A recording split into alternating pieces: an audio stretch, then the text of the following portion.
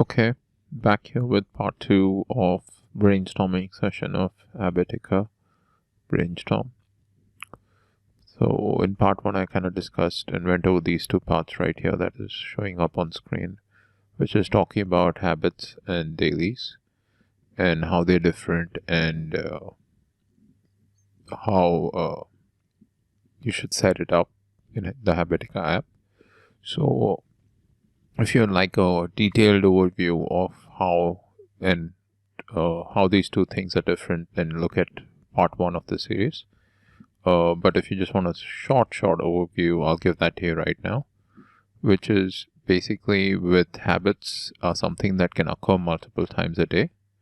Like for the easiest one would be using the Habitica app, so every time I open the app and use it, I will give myself a plus point, which moves me up in my character. And I'll talk about the game elements of it, but basically it's a positive habit, so I get a positive every time I use it.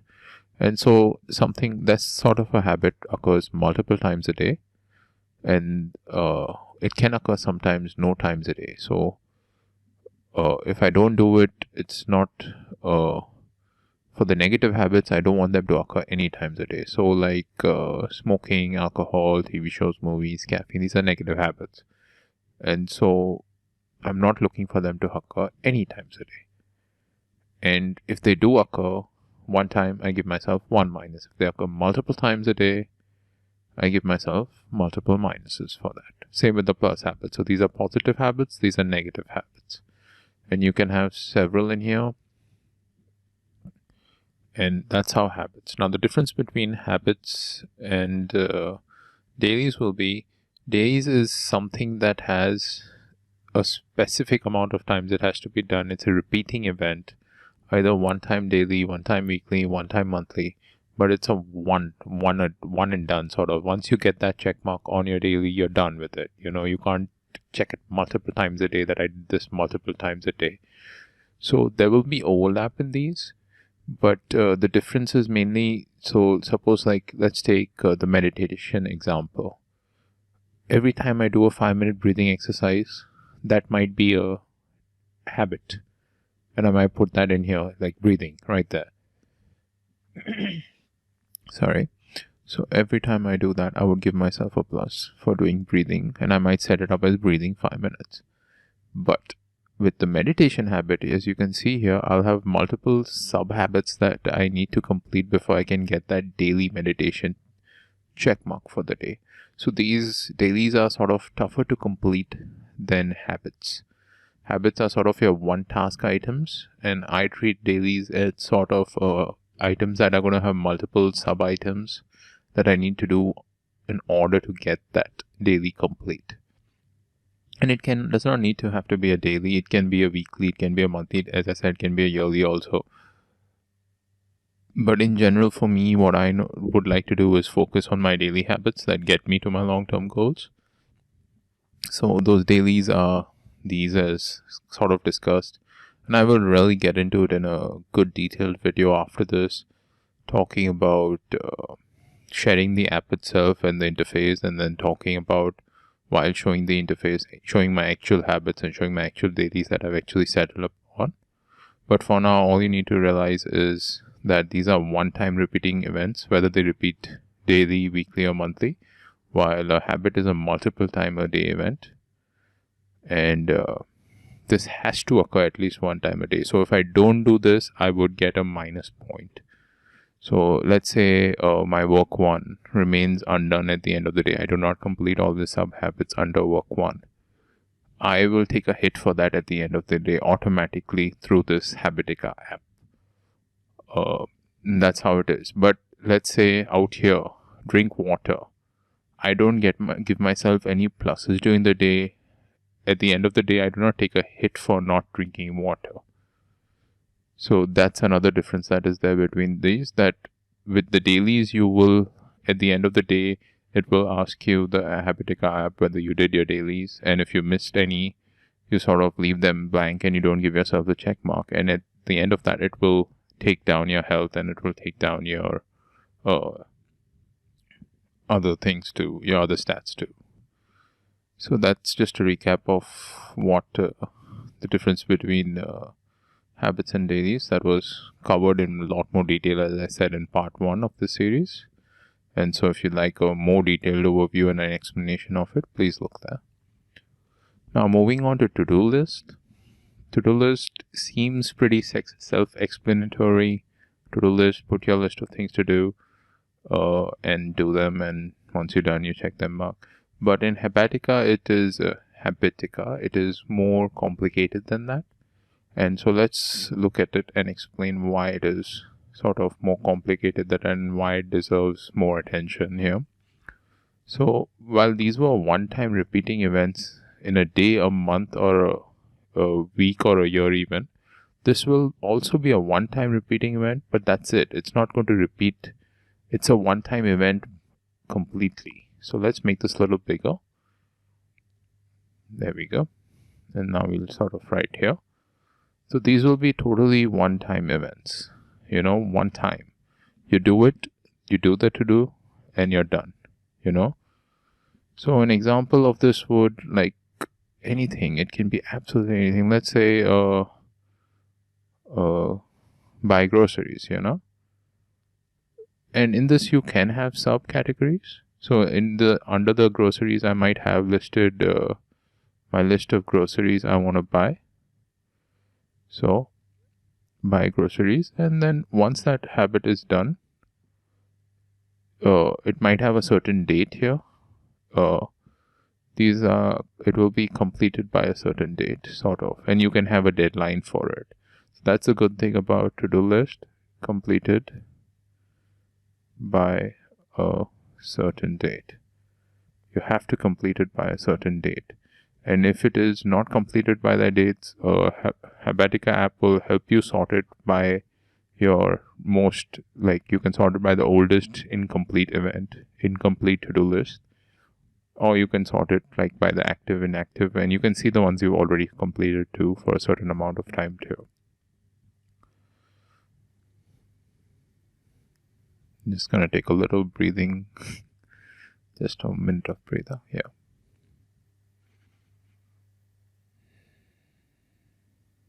So yeah, as I was saying, so to-do lists are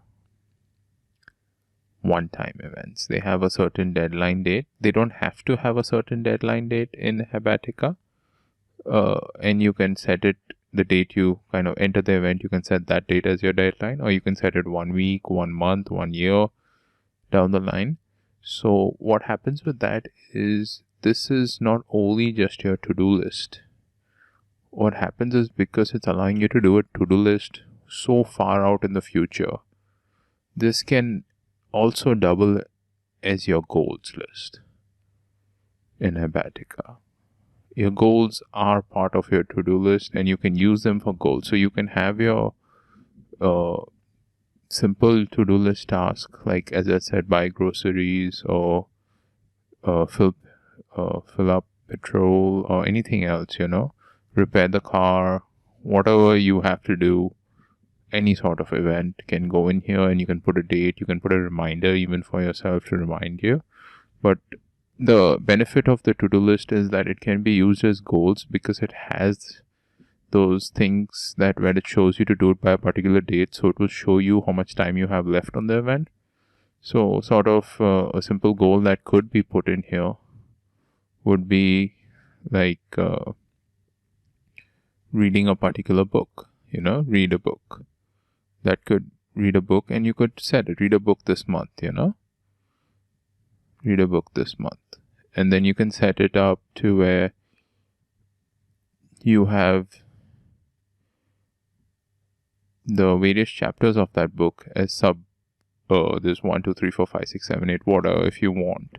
And as you're doing them, you can give them those check marks in this. And as you complete it, you'll give yourself the final check mark. And this month, so you would put your due date at the end of the month. So that's a big benefit here of having the one to-do list, which can be used as goals too. And obviously to-do lists do not repeat, so these would be things that you would I covered as goals, yeah. So these would be things that you would just want to do once, and once you're done, that's it. Now, if it's something that you want to do daily, in the sense you want to repeat that event, and you want to sort of read a book every month, that could be going under the daily, saying read a book every month, and then you kind of give yourself the completion date and this and that. But for goals, in fact, a to-do list will do a lot better, because you can set up your weekly, monthly, yearly goals here for different tasks. Like, it might be some sort of project that you need to complete by a certain date. It might be a paper that you need to write. And what you can do is just put it in there, put it that I need to complete in this paper, I have a particular date. First of all, let's say 31st of the month, 31st, let's just say a random date. And I have this, to complete this project, I need to do certain things. I might have to research. I might have to, there we go. So I might have to do some research. I might have to go to the library, go to the library and check out some books maybe. I might have to talk to professor. Talk to prof. So depending on that, and you might have other things to do in there too. So, and once all those things are done, so what this allows you to do is, because it has this multiple sub-habits, to-do list and sort of paths, it allows you to break down that major task into smaller, minor tasks that need to be completed. And you can sort of track your progress, that, okay, I got this done, date's coming close, I need to get these done, and so I can do this. So you're not just faced with that huge project that you need to do. You break it up into small little parts, and as you complete those parts, you're getting the check marks and doing them. And you can obviously have your other list also. As I said, for buy groceries, you might have the subtask listing all your groceries, items you need to buy, and that's fine. And when you finish doing it, you tick it off. And you can have several others like this, but the good thing about to-do list is it can be used as goals too. And it's a one-time one and done event. Whether it's a daily, weekly, monthly, or a yearly event does not matter. It's just that it occurs once is what it is. This I'm just trying to write year out here, which is not going really well for me, but it's okay. But you get it. So moving on to the last item, since I don't want to make this video too lengthy, and I'm hitting close to 15 minutes at 13 minutes already. So let's just get to the last thing, is rewards.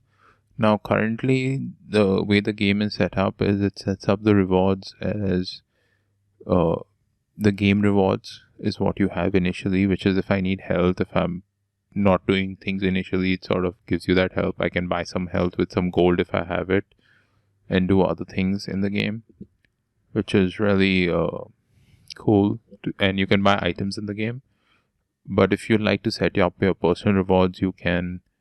It might be rewards can be anything. It might be watching a certain movie or something.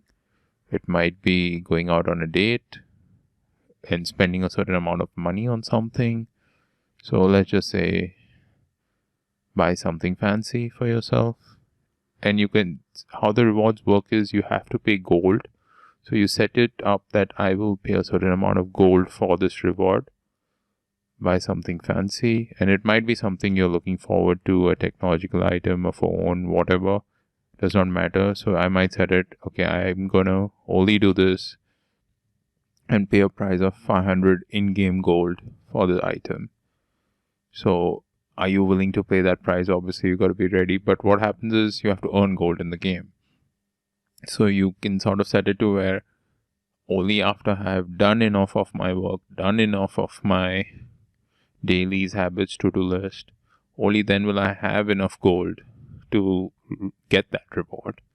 And so you sort of hold back on your expenses this way, because rewards are often going to be expenses. It might be you want to travel somewhere, you know, that you said it right now, no one's traveling, but just in the future, let's hope things get better and people do travel. And it can be anything, absolutely anything. It might just be a dress you want, some clothes you want, you know, that I'll get to buy that. It might be some shoes, you know, it can be absolutely anything under the sun that you would like. And instead of just sort of giving yourself that instant gratification of buying it, if you give yourself that delayed gratification of owning it, besides having the money to buy it, which you might have right away, if you force yourself to work for it, basically, in more than just having the money for it, just telling yourself, no, you know, I'm going to actually spend the price of 500 gold or 2000 gold for this if I want to travel, means I'm going to make sure that I work hard enough to get my things done to where not only do I have the money for it, but I actually have the money in the game for it to pay for it also. And then I can take that reward and have that extra satisfaction of doing that. And be it buying clothes, and it might be something just that interests you. It doesn't have to always be something involving money. It could be, as I said, just watching a movie at home or taking some time just, you know, maybe it's just 30 minutes TV time, you know, or 30 minutes music time that you're going to allow yourself to do. Or if you're interested in video games, it might be video games, you know, 30-minute music, video games, whatever. It does not matter. For me, I try to avoid playing video games and other things. I feel like I have a lot on my plate and just need to do those things. So, and I'm just, so for me, I play this video game, Habitica app, and I do play poker, so that's another video game, but aside from the video games that are furthering my goals, I used to play a lot, but not right now. At least not right now until I get some more free time. So yeah, right now I just want to focus on doing my thing. So, but yeah, you get the point. So rewards are really simple and they're fun. They're supposed to be fun. So do make them fun for yourself. It's supposed to be fun. It's supposed to be creative. Like, let your creatively run wild in this place. If you want to get out of hand with it, you can, you know. And so that's what it is. And I think I've covered it all now in this way at least. So let's just see if I can zoom out a little and give you guys a full overview of what we've covered so far. Might be a little difficult. Let's see. One more maybe? Yeah, there we go. That's good enough. Yeah. So pretty much covered everything, explaining most of them. Rewards are, as I said, they're bought with gold. You require gold to buy the reward, and they're also one-time things. And you have a choice between choosing. And so the fourth reward, as I said, was the in-game rewards, which is, as I said, game items and this and that. But it's your choice. You want to just use the in-game rewards, that's fine too. Or you want to set up things for yourself as you require them. And they require money, so you set it up that way. That's fine too. So we covered quite a lot again, I feel. I tried to keep this video shorter than the previous one, but I'm almost hitting close to 20 minutes. And so just gonna end that right here. In the next video, I will talk about my actual setup currently that I'm using of habits and dailies and to-do list and rewards, and what it is currently and what it looks like for me after my brainstorming of the second one and the first brainstorming. And so we'll cover that in that one. I have been using it for a while, so we'll get into that in the next video. So that's it for this video. Peace out.